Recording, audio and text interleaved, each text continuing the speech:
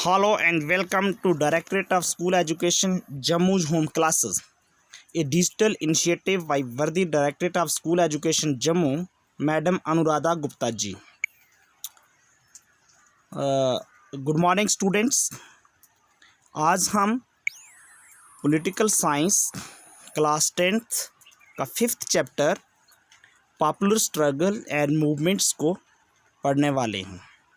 Students, जिस तरह से हमने फर्स्ट चैप्टर पावर शेयरिंग में केस स्टडी से शुरू किया था, बेल्जियम और श्रीलंका की केस स्टडी पढ़ा था, सेम उसी तरह इस चैप्टर को भी हम केस स्टडी से स्टार्ट करेंगे। हमारे पास दो कंट्रीज़ की केस स्टडी हैं, एक नेपाल और दूसरा है बोलिविया। आज हम इस वीडियो में नेपाल के बारे में डिस्कस करेंगे, movements for democracy in Nepal. ये जो पिक्चर्स आप देख रहे हैं ये नेपाल की हैं। 2006 में Nepal witnessed extra ordinary popular movements इन 2006।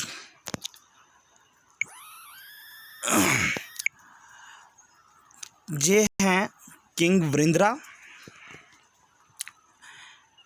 इनके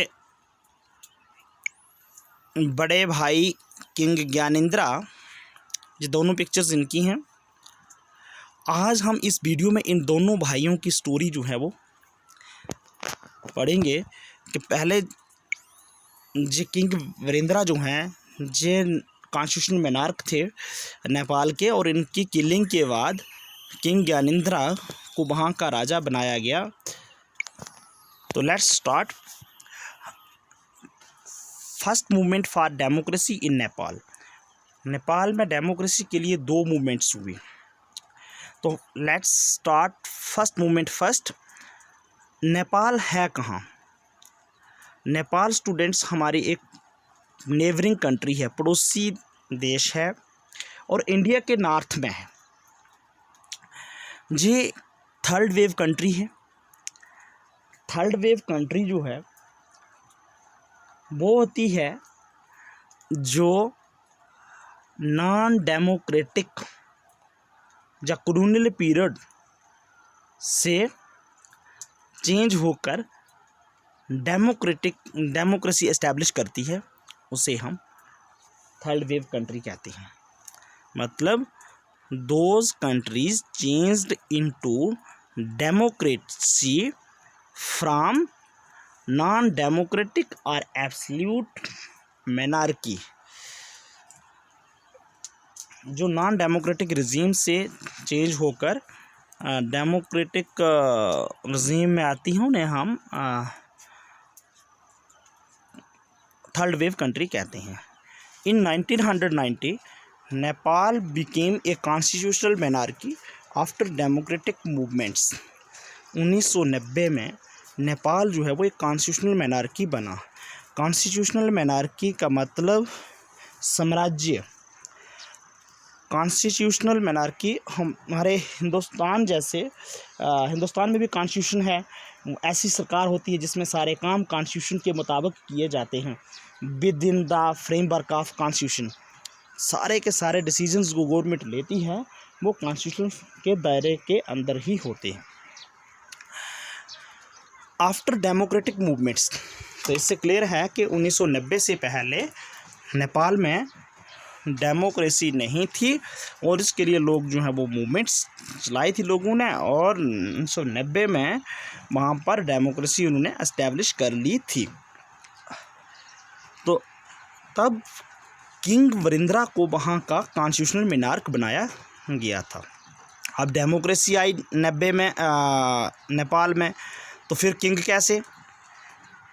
किंग तो एब्सोल्यूट मोनार्की में होता है, ऐसा नहीं। ये जो किंग थे, किंग वृंद्रा, इन्होंने एक्सेप्ट कर लिया था डेमोक्रेटिक सिस्टम को, डेमोक्रेसी को, डेमोक्रेटिक सेटअप को इन्होंने एक्सेप्ट किया।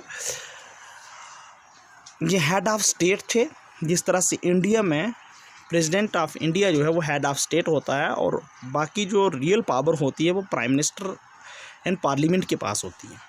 ठीक उसी तरह किंग वृंद्रा जो है वो हेड ऑफ स्टेट थे,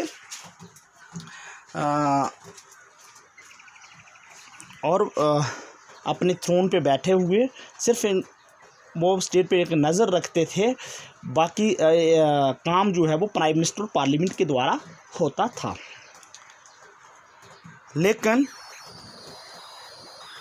unfortunately king Birendra killed in a mysterious massacre, king Birendra का हत्याकांड हो जाता है। मैस्कर्स आपने पहले भी पढ़ा होगा, जैसे हिस्ट्री में पढ़ा था हमने 13 अप्रैल 1919 को जलियांवाले बाग का फेमस मैस्कर, हत्याकांड मतलब जिसमें बहुत सारे लोगों को बेरहमी से मारा जाता है। Brutally kill many people of the royal family in 2001। Royal family, जो इंडिया की रॉयल फैमिली की बात नहीं हम कर रहे, रॉयल फैमिली नेपाल की ही थी। मतलब नेपाल की रॉयल फैमिली से मतलब है किंग वृंद्रा की फैमिली। तो उनका ये हत्याकांड हुआ। अब किसने किया, किस तरह से किया? ये 12 मेंबर थे रॉयल फैमिली के जो के मार दिए गए थे बेरहमी के साथ। लेकिन किसने की ये किलिंग, उसको हम नेक्स्ट स्टार्ट पढ़ते हैं। On 1 June 2001 crown prince Dipendra murdered his father king Birendra, his mother queen Aishwarya and several other members of the royal family। 1 जून 2001 को शहजादा दीपेंद्रा ने अपने बाप और माँ दोनों पेरेंट्स की जो है वो along with other members of the royal family उनको मर्डर कर दिया, इनका खून किया, पूरी रॉयल फैमिली का, अपनी ही फैमिली का। And later he shoot himself, और उसके बाद जो वो अपने आप को भी गोली मारकर आत्महत्या कर दी। तो जब ऐसा हुआ कि इनको पूरी रॉयल फैमिली की जब वो हत्या हो गई, तो उसके बाद Gyanendra the brother of king Birendra became king. जे इनके बड़े भाई किंग ज्ञानेंद्रा को नेपाल का किंग बनाया गया, राजा बनाया गया after the killing of king Birendra. In February 2005 the Gyanendra dismissed the then prime minister and dissolved the popularly elected parliament. फरवरी 2005 में ज्ञानेंद्रा ने क्या किया कि तब के प्राइम मिनिस्टर को डिसमिस कर दिया, और जो पॉपुलरली इलेक्टेड पार्लियामेंट थी, पॉपुलरली इलेक्टेड पार्लियामेंट वो होती है जो इलेक्टेड बाय द पीपल, लोगों ने खुद इलेक्ट की होती है, चुनी हुई होती है, लोगों की चुनी हुई पार्लियामेंट, तो उसको भी डिसॉल्व कर दिया, ख़त्म कर दिया। ऐसा क्यों? क्योंकि किंग ज्ञानेंद्रा जो थे वो डेमोक्रेटिक सेटअप को पसंद नहीं करते थे, वो एब्सोल्यूट मोनार्की चाहते थे, कॉन्स्टिट्यूशनल मोनार्की को पसंद नहीं करते थे, वो डिक्टेटरशिप चाहते थे। तो उस वक्त की जो पॉपुलरली इलेक्टेड पार्लियामेंट थी, जब प्राइम मिनिस्टर थे, उनमें जो वीकनेसेस थी वो अच्छे से काम काज नहीं कर पा रहे थे in the absence of king Birendra. तो इसलिए इन्होंने किंग ज्ञानेंद्रा ने इनको, इस पार्लियामेंट को ही डिसॉल्व कर दिया और प्राइम मिनिस्टर को डिसमिस कर दिया। तो जब ऐसा हुआ तो लोगों में और गुस्से की लहर जो है वो जाग उठी।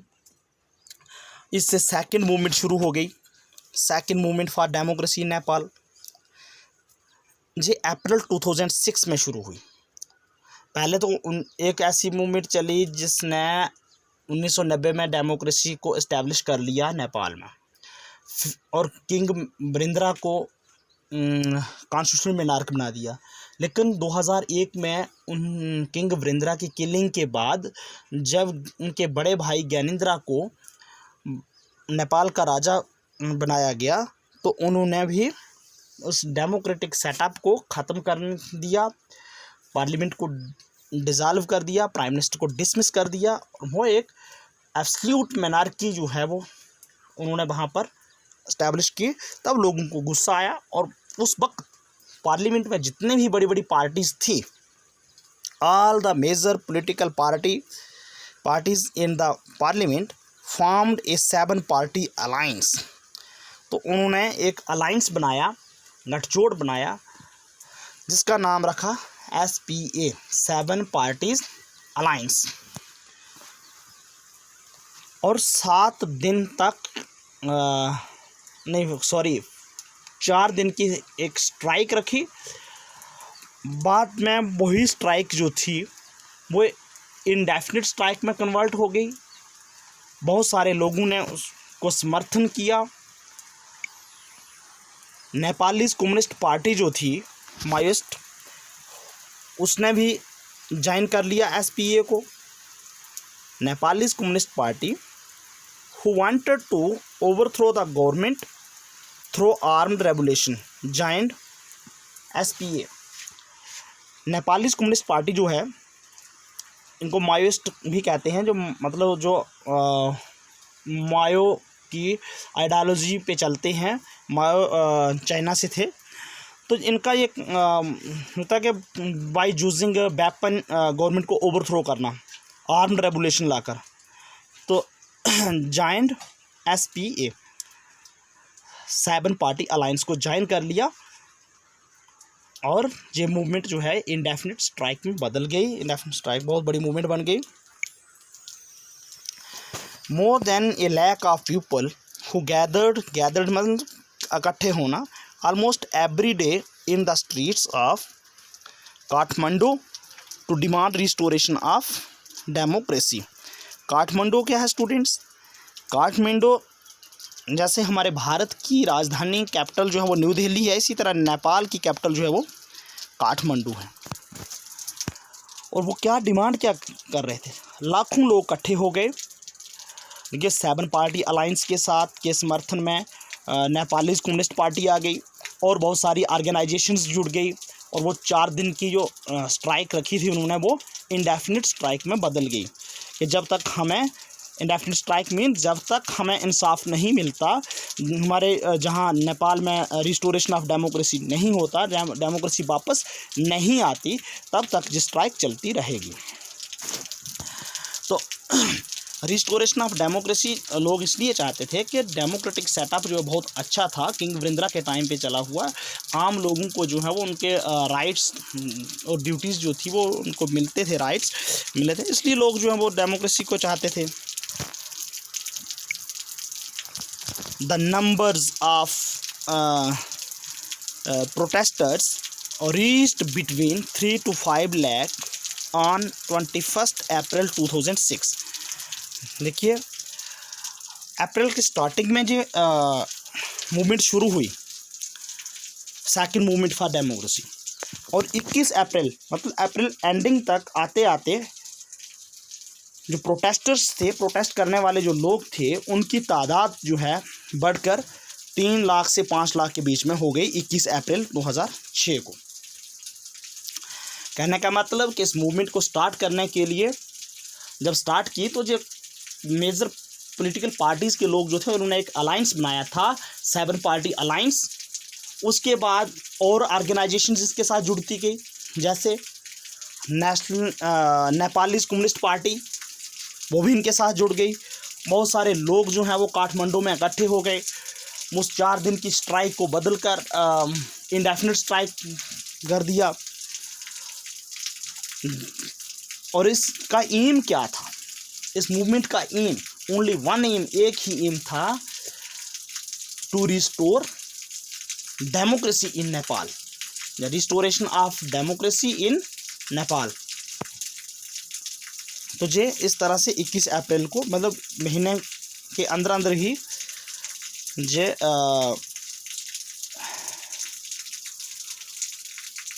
मूवमेंट जो है वो बहुत बड़ी मूवमेंट जो है वो बनकर सामने आई। इनकी डिमांड्स क्या थी?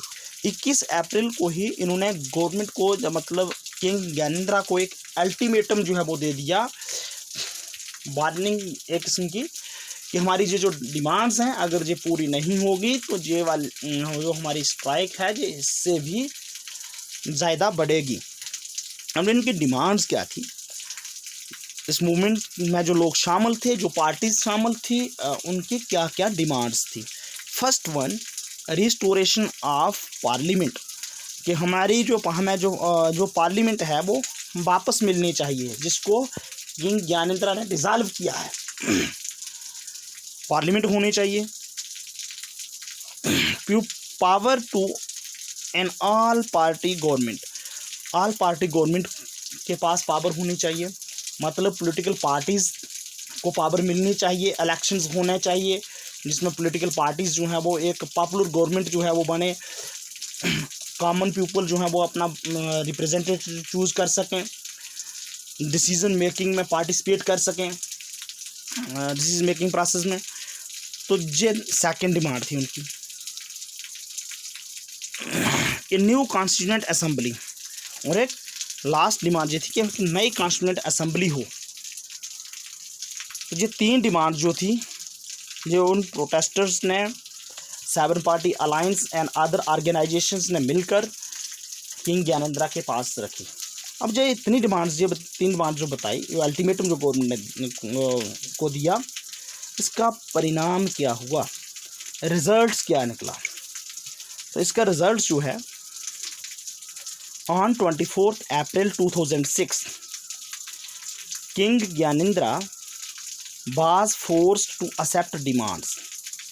लोगों ने 3 दिन के अंदर ही किंग ज्ञानेंद्रा को मजबूर कर दिया कि उसको अब ये सारी डिमांड्स जो थी वो मानना पड़ी और एक्सेप्ट कर लीजिए, तीनों डिमांड्स स्वीकार कर ली। गवर्नमेंट ने फोर्सफुली करवाया, लोगों ने जो प्रोटेस्ट कर रहे थे। अब किंग ज्ञानेंद्रा ने जी सारी डिमांड्स जब मान ली तो समझ लो कि नेपाल में दोबारा से डेमोक्रेसी जो है वो बहाल हो गई, एस्टैब्लिश हो गई। Girija Prasad Koirala selected as the new prime minister of the interim government, और जो नई सरकार दोबारा से बनाई गई उसके नए प्राइम मिनिस्टर चूज़ किए गए, सिलेक्ट किए गए, गिरिजा प्रसाद को दोबारा से नई सरकार का नया प्राइम मिनिस्टर जो है वो सिलेक्ट कर लिया गया। तो इस तरह से नेपाल में दोबारा डेमोक्रेसी जो है वो बहाल हो गई। हम जल्दी जल्दी इसको रिकैप करते हैं, इसमें हमने क्या क्या पढ़ा इस वीडियो में। तो सबसे पहले हम ने देखा कि नेपाल में जो है वो 2 मूवमेंट्स हुए। 1990 में नेपाल कॉन्स्टिट्यूशनल मोनार्की बना, और जब कॉन्स्टिट्यूशनल मोनार्की बना तो किंग वीरेंद्र को वहाँ का कॉन्स्टिट्यूशनल मोनार्क बना दिया गया। मींस कि 1990 में वहाँ पर डेमोक्रेसी जो है वो एस्टैब्लिश हो गई और head of the state king Virendra जो है वो बने। ये एक लिबरल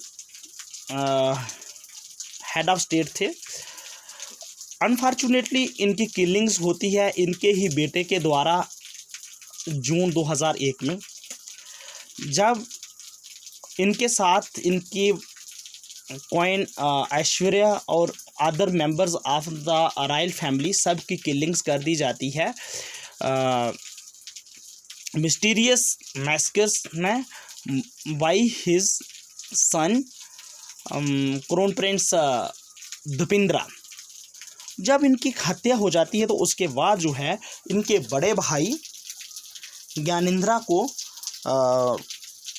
नेपाल का राजा बनाया जाता है, लेकिन उसको जो डेमोक्रेटिक सेटअप जो है वो पसंद नहीं था, उसने जो एक्सेप्ट नहीं किया। वो एब्सोल्यूट मोनार्की चाहते थे, और उस टाइम की जो पार्लियामेंट और प्राइम मिनिस्टर थे उनकी अनपॉपुलरिटी क्यों कि इन दी अब्सेंस ऑफ किंग वीरेंद्र, जब उनकी किलिंग हो गई तो उसके बाद वो इतने पॉपुलर नहीं रही थी वो पार्लियामेंट और प्राइम मिनिस्टर।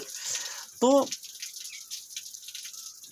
2005 में किंग ज्ञानेंद्रा ने उस वक़्त के नेपाल के प्राइम मिनिस्टर को भी डिसमिस कर दिया और पार्लियामेंट को भी डिसॉल्व कर दिया। जिससे लोगों में एक पॉपुलर प्रोटेस्ट जो है वो शुरू हो गया, एक सेकंड मूवमेंट शुरू हो गई कि हमें जो है वो दोबारा से डेमोक्रेसी जो है वो हमारी नेपाल में वापस आनी चाहिए। उस डेमोक्रेसी को दोबारा बहाल करने के लिए उन्होंने जो है वो एक मूवमेंट शुरू कर दी, second movement for democracy in Nepal. तो उस वक्त पार्लियामेंट में जो बड़ी बड़ी पार्टीज़ थी, मेजर पॉलिटिकल पार्टीज़ थी, बड़े बड़े राजनीतिक दल थे, उन्होंने एक अलायंस बनाया जिसका नाम रखा 7 पार्टी अलायंस, और 4 दिन की स्ट्राइक रख दी। और जल्दी ही यही 4 दिन की स्ट्राइक जो है वो इंडेफिनिट स्ट्राइक में टर्न हो जाती है, और बहुत सारे ऑर्गेनाइजेशंस और अदर पॉलिटिकल पार्टीज़ जैसे नेपाली कम्युनिस्ट पार्टी वो भी 7 पार्टी अलायंस को ज्वाइन कर लेती हैं। और ये मूवमेंट बढ़ती बढ़ती बहुत जल्दी जो है 21 अप्रैल को 3 से 5 लाख के बीच में प्रोटेस्टर्स जो हैं वो प्रोटेस्टर की तादाद हो जाती है। और उन्होंने 21 अप्रैल को ही एक अल्टीमेटम गवर्नमेंट को दिया, 3 डिमांड्स रखेंगे। जो डिमांड्स अगर हमारी पूरी नहीं होती हैं, फुलफिल नहीं होती हैं, तो हम इस स्ट्राइक को और भी जो है वो ज़्यादा बढ़ा देंगे। मजबूरन 24 अप्रैल 2006 को जो है वो किंग ज्ञानेंद्र जो हैं वो लोगों की सारी डिमांड्स को मान लेते हैं। वो डिमांड्स क्या थी कि हमारे जो है वो रिस्टोरेशन ऑफ पार्लियामेंट वापस मिलनी चाहिए, power to all party government, और इन न्यू कॉन्स्टिट्यूएंट असेंबली। सारी डिमांड्स जो है वो मान लेते हैं किंग ज्ञानेंद्र। जब किंग ज्ञानेंद्र इन सारी डिमांड्स को मान लेते हैं तो एक नई सरकार नेपाल में बनाई जाती है, जिसके प्राइम मिनिस्टर जो हैं वो गिरिजा प्रसाद को सिलेक्ट किया जाता है कि new prime minister of इंटीरियम government means new government. तो इस तरह से 24 अप्रैल 2006 को नेपाल में दोबारा से डेमोक्रेसी जो है वो बहाल हो जाती है। तो थैंक यू स्टूडेंट्स, बस आज के लिए इतना ही काफ़ी है। नेक्स्ट वीडियो में हम बेलोवियाज वाटर वार को डिस्कस करेंगे। Thank you so much.